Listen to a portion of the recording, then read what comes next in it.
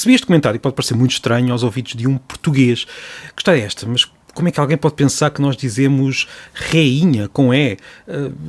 Não faz sentido nenhum para um português. Para um brasileiro faz sentido, eu vou explicar por que razão é que esta pergunta é perfeitamente legítima. Nós lemos rainha, ou seja, lemos com o som A, enquanto que no Brasil esta palavra é lida com o som A, rainha. E os brasileiros não fazem distinção entre o A e o A quando temos uma sílaba antes da sílaba tónica. Leem sempre como A. E é por isso que é, digamos, difícil aos ouvidos brasileiros perceber esta distinção, e quando um português diz a rainha, aquele som que não é usado no Brasil naquela posição, acaba por ser interpretado de várias maneiras, incluindo como um E. E é por isso que a pergunta é legítima. A resposta é esta. Nós estamos a ler um A, só que é um A fechado, um A.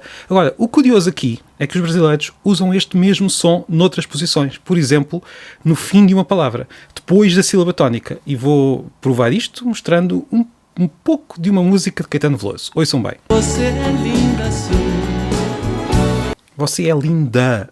Aquele A é precisamente o A que os portugueses usam também em rainha. Então como é que um brasileiro que usa este som no final de uma palavra tem dificuldade em perceber no início de uma palavra, na primeira sílaba? Acontece o mesmo, se virmos bem, com a distinção entre o som x e g. Se for no início de uma sílaba, nós temos toda a facilidade em perceber que são sons diferentes. Chá e já são palavras completamente distintas. No entanto, se os mesmos dois sons aparecerem no final de uma sílaba, já se tornam muito mais difíceis de distinguir. Por exemplo, em paz e paz.